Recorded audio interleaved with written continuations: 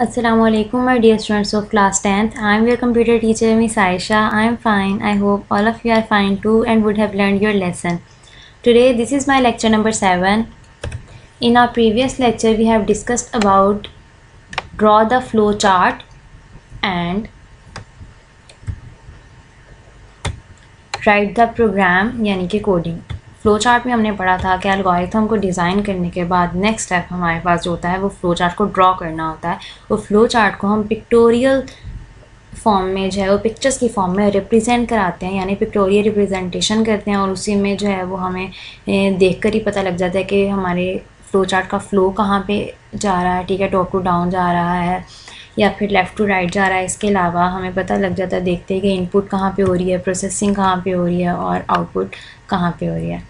ठीक है, और इसके अलावा हमने पढ़ा था राइट द प्रोग्राम यानी कि कोडिंग। तो इसमें हमने पढ़ा था कि फ़्लो चार्ट बनाने के बाद ठीक है हम क्या करते हैं, कोडिंग करते हैं यानी कि प्रोग्राम लिखते हैं। तो हम प्रोग्राम को कैसे लिखते हैं, जो हमने एल्गोरिथम लिखा होता है उसे हम प्रोग्राम में कन्वर्ट कर देते हैं। प्रोग्राम क्या होता है, किसी भी प्रोग्रामिंग लैंग्वेज के रूल्स को फॉलो करते हुए हम प्रोग्राम लिख लेते हैं। जिस भी लैंग्वेज में हमने काम करना होता है उसी के रूल्स को फॉलो करते हैं। ठीक है, तो द ग्रामेटिकल रूल, जो ग्रामेटिकल रूल होते हैं प्रोग्रामिंग लैंग्वेज के जिन्हें हम यूज़ करते हैं प्रोग्राम लिखने के लिए, उसे हम सिंटैक्स कहते हैं, जिसकी डेफिनेशन मैंने आपको याद करने के लिए दी थी। इसके अलावा इसे लिखने के लिए भी कहा था। Now today we will discuss the topic test and debugging the program. Open your books, page number 3। ये टॉपिक अब जो मैं पढ़ाने लगी हूँ इसको आपने बहुत ही ज़्यादा ध्यान से सुनना है और बहुत ही अच्छे तरीके से इसे याद कर लेना है, क्योंकि इसमें से बोर्ड में क्वेश्चन पक्का आता ही आता है। शॉर्ट बग डीबगिंग का शॉर्ट और लॉन्ग में एरर्स, टाइप्स ऑफ एरर्स का क्वेश्चन लाजमी आता है इस चैप्टर में से। इसलिए आपने इस लेक्चर को बहुत ध्यान से सुनना है और अच्छे तरीके से इसे सारे को याद भी कर लेना है।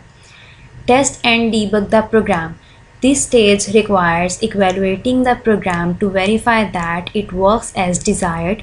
Don't rely on just one test case. Run the program several times using different sets of data, making sure that it works correctly for every situation provided in the algorithm. Test and debug the program. अब हमने coding कर ली, programme लिख लिया। Programme लिखने के बाद next step हमारा क्या है कि हमने उसे टेस्ट करना है, हमने वेरीफाई करना है, उसको चेक करना है कि क्या हमारा प्रोग्राम जो है वो जो हमें रिज़ल्ट्स चाहिए वो हमें रिज़ल्ट दे भी रहा है या नहीं। हमने सिर्फ एक जो है वो केस पे रिलाई नहीं करना। मतलब जैसे हम सिंपल कैलकुलेटर बना रहे थे और उसमें अगर हम मल्टीप्लिकेशन की बात करें तो हमने सिर्फ एक ही दफ़ा वैल्यूज़ देख के चेक नहीं कर लेना। जैसे अगर हम 2 और 2 दो वैल्यूज़ दें मल्टीप्लाई करवाने के लिए तो उनका आंसर 4 आ गया सपोज, ठीक है, तो वो आंसर ठीक हो गया। ठीक है, लेकिन हमने सिर्फ इसी पर रिलाई नहीं करना, हमने डिफरेंट वैल्यूज़ दे के बहुत ज़्यादा टाइम जो है वो कुछ टाइम डिफरेंट वैल्यूज़ दे दे के चेक करते रहना है। 2 मल्टीप्लाई बाय 6 दे दिया, 6 मल्टीप्लाई बाय 8 दे दिया, 3 मल्टीप्लाई बाय 3 दे दिया। डिफरेंट हमने वैल्यूज़ एंटर करके बार बार चेक करना है और ये मेक श्योर कर लेना है कि हर दफ़ा हमारा आंसर ठीक आ रहा है या नहीं, क्योंकि हर दफ़ा हमारा आंसर ठीक आना चाहिए। अगर हमारा आंसर हर दफ़ा ठीक आएगा तो ही हमारा जो है वो प्रोग्राम ठीक होगा। हमने सिर्फ एक केस पे रिलाई नहीं करना कि हम एक दफ़ा चेक कर लें, हमने 2 मल्टीप्लाई बाय 2 किया 4 आ गया, लेकिन वो तो प्लस करने के बाद भी 4 ही आता है। इसलिए हमने सिर्फ एक केस पे रिलाई नहीं करना, कुछ वैल्यूज़ को बार बार जो है वो इनपुट करवाना है और चेक करना है कि क्या हमारा प्रोग्राम बिल्कुल ठीक है। अगर तो ठीक है तो ओके, ठीक है, हमारा काम बिल्कुल ठीक है। If it is not producing desired result, then errors, bugs must be pointed out and debugged. अगर हमारा प्रोग्राम जो है वो ठीक से रिज़ल्ट नहीं दे रहा, जो हमें रिज़ल्ट चाहिए वो प्रोड्यूस नहीं कर रहा, गलत आंसर्स दे रहा होगा, तो इसका मतलब है कि इसमें एरर है। ठीक है, एरर को हम बग भी कहते हैं। इसको आपने अच्छे से हाईलाइट कर लें, अपने पास सर्कल कर लें, अंडरलाइन कर लें, जो भी कर लें, लेकिन जहन में रखना है कि बग्स अगर आ जाए, क्योंकि ये बोर्ड में क्वेश्चन आ चुका है एमसीक्यूज़ में भी और शॉर्ट में भी, कि एरर्स क्या होते हैं या बग्स क्या होते हैं। तो बग्स क्या होते हैं, एरर्स, और एरर्स बग्स। ठीक है, must be pointed out and debug. अगर हमारा रिज़ल्ट ठीक नहीं आ रहा होगा तो उसमें यकीनन एरर्स होंगे और एरर्स को फिर हमने ढूंढना है और डीबग करना है। अब डीबग क्या होता है, बग्स तो हमने पढ़ लिया कि एरर है, डीबग क्या होगा उसकी हम डेफिनेशन पढ़ेंगे आगे। Debugging is the process of finding and removing errors in the program. इसकी डेफिनेशन भी बहुत अच्छे से याद कर लेनी है कि डीबगिंग क्या है।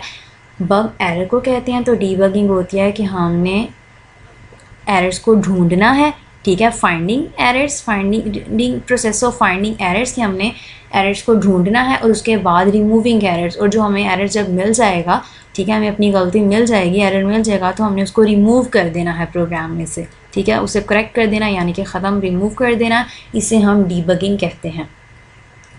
There can be 3 types of programming errors. अब एरर्स क्या होते हैं, किस किस तरह के एरर्स आ सकते हैं। एरर हमने पढ़ लिया कि बग को कहते हैं, ठीक है, तो कितनी तरह के एरर हो सकते हैं इसको भी हाईलाइट कर लें। There can be 3 types of programming errors. कितनी तरह के एरर होते हैं, 3 टाइप्स के एरर्स होते हैं। एमसीक्यूज़ में भी आ सकता है, ठीक है, और उन एरर्स के नेम क्या हैं, syntax error, run time error, run time error को एग्जीक्यूशन एरर भी कहते हैं, एंड लॉजिकल एरर, और थर्ड कौन सा है, लॉजिकल एरर।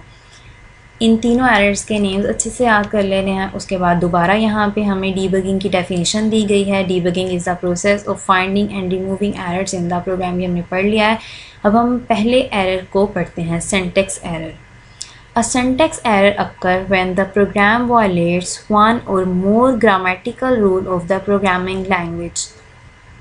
सिंटैक्स एरर तब अक्कर होता है जब हमने प्रोग्रामिंग लैंग्वेज में प्रोग्राम लिखते हुए हमने पढ़ा था कि हम ग्रामेटिकल रूल्स को फॉलो करते हैं। जिस भी लैंग्वेज में हम काम कर रहे हैं उसके ग्रामेटिकल रूल्स को फॉलो करते हुए हम प्रोग्राम लिखते हैं, ठीक है। अगर हम वो रूल्स को फॉलो नहीं करते, उन्हें वायलेट कर देते हैं, ठीक है, तो हमारा क्या होता है, सिंटैक्स एरर अक्कर हो जाता है। यानी कि सिंटैक्स एरर, हमारे प्रोग्राम में एरर आ जाता है, और वो सिंटैक्स एरर होगा अगर हमने कोई ग्रामेटिकल रूल को फॉलो नहीं किया या उसे वायलेट किया है।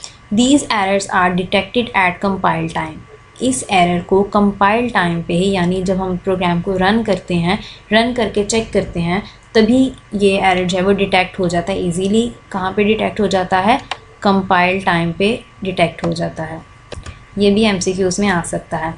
When the translator, compile और interpreter attempts to translate the program, ठीक है, ये एरर जब हम प्रोग्राम को अपने रन करते हैं, कंपाइल करना, रन करना, इंटरप्रेट करना, एक ही जो है वो काम के बहुत सारे नाम हैं, ठीक है। जब हम अपने प्रोग्राम को रन करते हैं तो ये वाला एरर जो है वो उसी टाइम पे डिटेक्ट हो जाता है, इसलिए इसको ढूंढना ज़्यादा मुश्किल नहीं है। इजीली हम रन करेंगे, अगर एरर होगा तो हमें शो हो जाएगा कि हमारे जो है वो प्रोग्राम में एरर है और सिंटैक्स एरर है। There can be many reasons, for example, अब एग्ज़ाम्पल है इसकी, trying to execute a wrong program statement और कमांड, कि हम गलत जो है वो कोई स्टेटमेंट एग्जीक्यूट करवाना चाहें या कोई गलत कमांड दे दें, ठीक है। जैसे for example such as typing print instead of print statement, or trying to assign a value to a constant such as 5 equal है count। अब मैंने बताया ग्रामेटिकल रूल्स को फॉलो नहीं करेंगे हम तो सिंटैक्स एरर हमारा अक्कर होगा। ग्रामेटिकल रूल्स में ग्रामर की गलतियाँ, ठीक है, जैसे कोई कॉमा नहीं लगाया हमने, सेमीकोलन नहीं लगाया, या फिर हमने जो है वो PINT लिख दिया, हमने लिखना था प्रिंट, ठीक है, प्रिंट की कमांड हमने यूज़ करनी थी, हमने गलती से PINT लिख दिया। इनपुट लिखना था, हमने गलती से जो है वो IPUT लिख दिया, ठीक है। इस तरह की जो हमारी मिस्टेक्स होती हैं वो सिंटैक्स एरर कहलाती हैं। इसके अलावा हम जो है वो ये मिस्टेक कर दें कि हम जैसे हम हमेशा वेरिएबल को वैल्यू असाइन करते हैं, x इक्वल है 5, या फिर काउंट इक्वल है 5, a इक्वल है 5, सम इक्वल है 10, इस तरह की हम वैल्यूज़ देते हैं। वेरिएबल को हमेशा वैल्यू देते हैं, कभी भी हम ऐसा नहीं करते कि हम कह देंगे 5 इक्वल है काउंट, कि काउंट जो है वो 5 में स्टोर हुआ हुआ है, ठीक है। तो अगर हम ये लिख देंगे, वैल्यू जो है वो असाइन कर देंगे कांस्टेंट को, कांस्टेंट कौन सी होती है जिनकी वैल्यू चेंज नहीं होती, जैसे कि यहाँ पे 5 है, अगर हम 5 को इक्वल रख देंगे काउंट के तो हमारा एरर आ जाएगा। लेकिन अगर हम इसके बजाय अगर हम इस तरह से लिख दें काउंट इक्वल है 5, तो हमारा कोई भी एरर नहीं आएगा। क्योंकि यहाँ तक हमारा आज का लेक्चर कंप्लीट हो गया है। इसमें से आपने डीबगिंग की डेफिनेशन, टाइप्स ऑफ एरर्स कितने होते हैं, 3 होते हैं, और उनके नेम्स अच्छे तरीके से याद कर लेने हैं, और सिंटैक्स एरर को लॉन्ग के लिए बहुत अच्छे से यहाँ से लेकर यहाँ तक इसकी डेफिनेशन, उसके बाद एग्जांपल की हेडिंग देकर ये दोनों एग्जांपल अच्छे से याद कर लेनी है। बग्स की डेफिनेशन आपकी बुक में नहीं लिखी हुई तो मैं आपको अभी लिखवा देती हूँ। ये आपका होमवर्क है। बग की डेफिनेशन यहाँ मैंने लिख दी है, bug the error in a program is called bug. जो भी एरर होगा प्रोग्राम के अंदर उसे हम बग कहेंगे। ये आपका होमवर्क है, आपने बग और डीबगिंग की डेफिनेशन और टाइप्स ऑफ एरर्स लिखने हैं। इसके अलावा एक और क्वेश्चन है आपके पास, what is syntax error, explain with example. इसके बारे में मैं आपको लेक्चर में बता चुकी हूँ। सिंटैक्स एरर की डेफिनेशन एग्जांपल की हेडिंग दे के नीचे जो है वो आपने दोनों एग्जांपल्स लिख देनी है और इसे बहुत अच्छे से याद करना है